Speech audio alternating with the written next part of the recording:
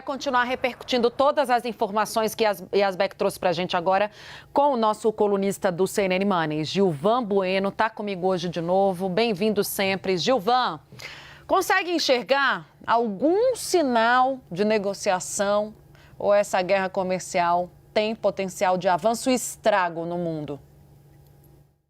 Muito boa tarde, Tainá, e nossa audiência.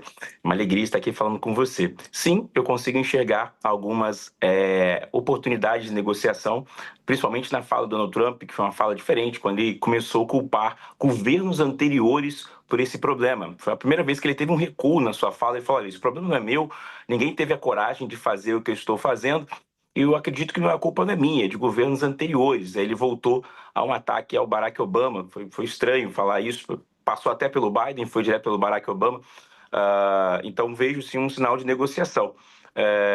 Por quê? Porque basicamente nessa ideia de soft power, que era a política dos Estados Unidos, de fazer pequenas concessões, então a gente tem que lembrar aqui pontos importantes de financiamento na Europa, de ser o grande guardião da democracia, da paz pelo mundo. Os Estados Unidos se comprometeu com muitos recursos e aumentou o seu endividamento ao longo dos anos. Hoje os Estados Unidos têm uma dívida de incríveis 35 trilhões de dólares, paga quase 1 bilhão de dólares em juros da sua dívida, e ele fez um recuo, sim, se mostrou um recuo porque a China, nesse cassino de guerras tarifárias, parece um cassino, né, Tainá e nossa audiência. Por quê? Porque a cada momento ele fala: eu dou 100, eu dou 34, não, eu dou 84, eu dou 104, eu dou 145. Então agora é uma briga de qual o tamanho da alíquota. Então ele retrocedeu um pouco, parece que não está fazendo muito sentido essa argumentação, principalmente pela primeira derrota conceitual dele não ter uma aprovação sobre a isenção dos impostos aprovada. Tainá?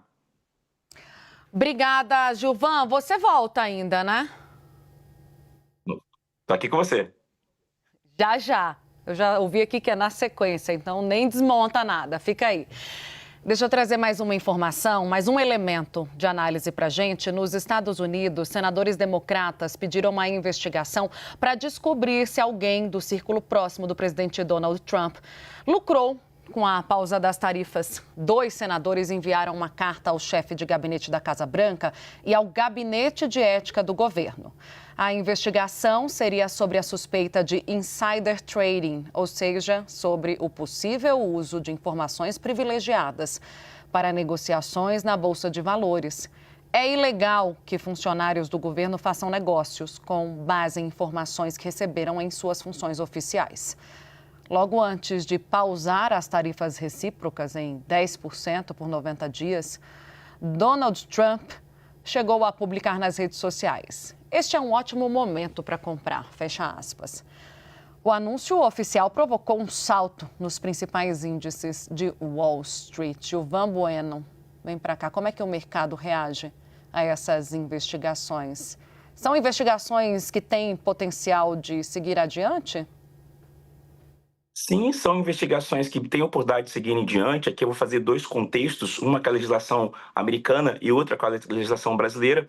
Em 1934, a SEC foi criada e ela criou a Lei de Insider Information, e é a lei que combate informações privilegiadas. Na década de 60 e 80, nós tivemos diversos casos de insider information, e isso causou muito horror, porque você conseguia lucrar com essas informações. E em 2012, criou-se ali uma lei, a Stock Act, no qual você pune pessoas que fazem inside information. Então, eu fiz uma ampla pesquisa por quais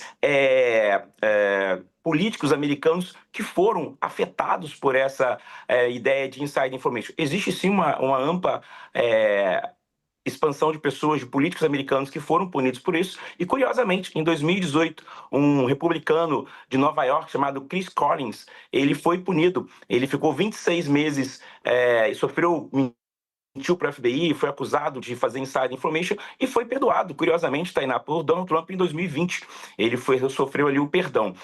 Essa prática é muito perigosa. Aqui no Brasil, a gente tem 3 legislações sobre isso. Na esfera criminal, a gente tem a Lei 6385 de 76, que ela fala em reclusão e uma multa até 3 vezes o valor que foi conquistado. A gente tem na esfera administrativa, pela Comissão de Valores Imobiliários, uma resolução sobre isso, que é a Resolução 44, onde a gente tem uma multa até 50 milhões e uma proibição de atuar no mercado por 20 anos. E a gente tem na esfera civil uma ideia das pessoas que foram atingidas pedirem uma indenização.